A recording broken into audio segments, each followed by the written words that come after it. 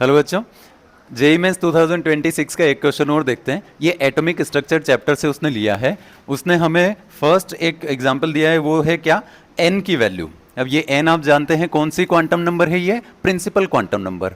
इसमें एक और वैल्यू हमको दे रखी है जो है मैग्नेटिक क्वांटम नंबर। अब हमारे पास ए पॉइंट में जो बोला है एन दे रखा है 5 और ये दे रखा है मैग्नेटिक क्वांटम नंबर -1, ठीक है।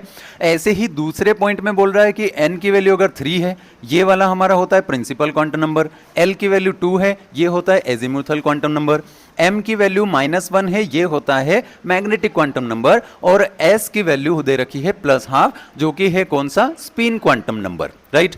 अब वो पूछ रहा है कि मैक्सिमम नंबर ऑफ इलेक्ट्रॉन्स ए और बी में पूछ रहा है कि ये ए और बी जो दोनों हमको दे रखे हैं, इनमें मैक्सिमम क्वांटम नंबर्स कितने आ सकते हैं, मैक्सिमम इलेक्ट्रॉन कितने आ सकते हैं, वो हमसे पूछ रहा है। चलो इसको एक बार डिस्कस करके देखते हैं। पहला पॉइंट तो ये है कि हमने जो क्वांटम नंबर्स पढ़ी है उनमें एन जो आती है वो है प्रिंसिपल क्वांटम नंबर, और दूसरा हमने पढ़ा है एल जो कि है एजीमुथल क्वांटम नंबर, और एक और हमने पढ़ा है m जो होता है मैग्नेटिक क्वांटम नंबर, और एक हमने पढ़ा है s जो होता है स्पिन क्वांटम नंबर। अब आपको ये याद रखना है कि जब भी कभी n की वैल्यू हमको गिवन होगी, जितनी भी हो, अगर मैं यहाँ फर्स्ट से ही स्टार्ट करूं तो फर्स्ट में अगर हमें मिल रहा है n5, इसका मतलब मुझे l हमेशा n-1 बताना होगा, और n-1 कितना हो सकता है, 4 तक हो सकता है। अच्छा, लेकिन 4 डायरेक्ट नहीं होगा, वो कहां से स्टार्ट करेंगे, 0 1 2 3 एंड 4, ये देखो, ये इतनी वैल्यूज इसकी हम ला सकते हैं। अब वो कह रहा है कि इसमें हमने m फिक्स कर दिया, m कितना रखा, -1। तो चलो अभी पहले इस वैल्यू से कंपेयर करके देखो कि m जो है वो कितना आएगा। अच्छा, एक और बात, यहाँ m जो है उसका वैल्यू इक्वल टू और लेस देन होना चाहिए किससे, l से। इसको हम l लिखेंगे।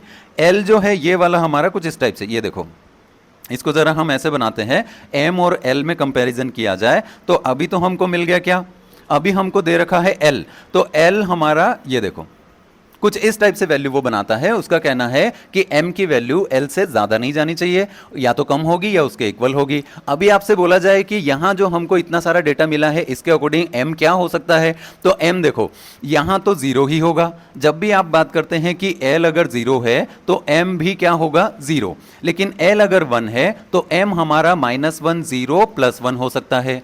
अब l अगर 2 है तो फिर से ये -2 -1 0 +1 +2 इस टाइप से चलेगा। अगर ये 3 आ जाएगा तो ये हो जाएगा हमारा क्या, -3 इस टाइप से, और चलेंगे तो -2, ऐसे चलता जाएगा, -2 -1 0, ऐसे वो चलती जाती वैल्यू। अब जैसे देखो, मैं आपसे अगर कहूं कि m की वैल्यू एक बार -1 यहां आई है, तो यहां एक ऑर्बिटल वो रिप्रेजेंट कर रहा है, एक ऑर्बिटल में 2 इलेक्ट्रॉन आ सकते हैं।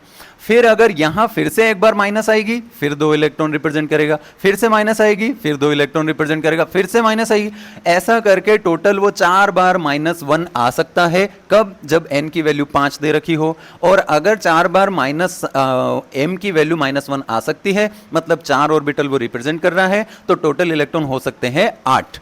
तो हमसे जो पूछा गया था उसमें a पॉइंट जो बोला है m की वैल्यू कितनी हो सकती है, तो वो हमने यहां देखा 4 बार -1 वैल्यू उसकी आ सकती है, और उसमें टोटल इलेक्ट्रॉन आ सकते हैं 8। इसका मतलब हम यहां ऑप्शन में ढूंढते हैं कि a में 8 कहां दिख रहा है, तो वैसे भी आंसर आ ही गया है। अच्छा, लेकिन फिर भी जो b पॉइंट बोला है उसको भी समझ के देखें, तो उसमें उसने हमसे पहले ही बोल दिया है कि m कितना होना चाहिए, +1। अच्छा, l कितना होना चाहिए, 2। तो अब आप ये देखो, यहां से हम समझे तो l की वैल्यू 0 होगी तो m भी कितना होगा, 0। लेकिन l की वैल्यू 1 होगी तो m की वैल्यू होगी -1 0 +1, इस टाइप से चलेगी, ठीक है। अभी देखो उसने हमसे -1 बोल रखा है, तो -1 बोला है तो क्या होगा, m कोई भी एक पर्टिकुलर ऑर्बिटल हम लेंगे, उसमें फिर इलेक्ट्रॉन होगा ms, ये क्या है, spin quantum number. Spin quantum number पहले ही बोल दिया +12। ये होता कैसे है, ये कुछ ऐसे होता है, देखो, अगर इलेक्ट्रॉन का स्पिन क्लॉकवाइज रहा तो s की वैल्यू जो आएगी वो कितने आएगी, +12, और अगर एंटी क्लॉकवाइज इलेक्ट्रॉन अगर स्पिन करता है तो इसकी वैल्यू आनी चाहिए -12। उसने पहले ही हमको +12 बोल दिया है, इसका मतलब एक ही इलेक्ट्रॉन ऐसा होगा जिसमें कि वैल्यू क्या आएगी, +12 आएगी। तो हमारा जो आंसर होगा वो यही हो जाएगा कि a में इलेक्ट्रॉन आने चाहिए 8 और b में इलेक्ट्रॉन आना चाहिए 1। Thank you.